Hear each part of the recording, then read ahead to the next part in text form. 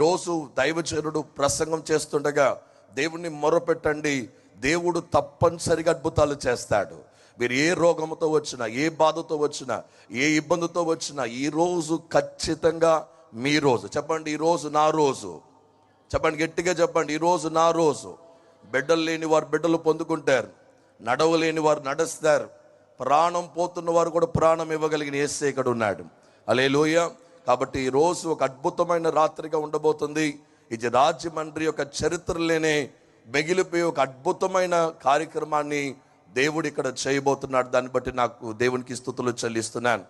మా కుటుంబంలో చాలా పెద్ద కుటుంబం అండి. అపోస్తలుడు పిఎల్ పరంజ్యోతి గారు, తాతయ్య గారి యొక్క పిల్లలందరూ కూడా దేవుడు ఆశీర్వదించాడు. ఇందాక డాక్టర్ పాల్దగిరి అంకుల్ వాళ్ళ పిల్లలతో పోయిన థర్స్డే మాట్లాడుతున్నప్పుడు అన్నాను, మా ఫ్యామిలీ చాలా పెద్దది.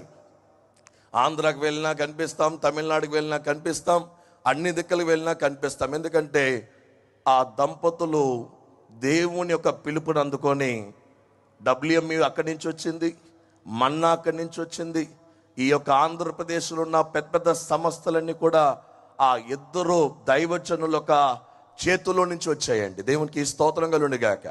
అమలాపురం మన్నా చర్చ్ ఎలాగొచ్చిందంటే IPC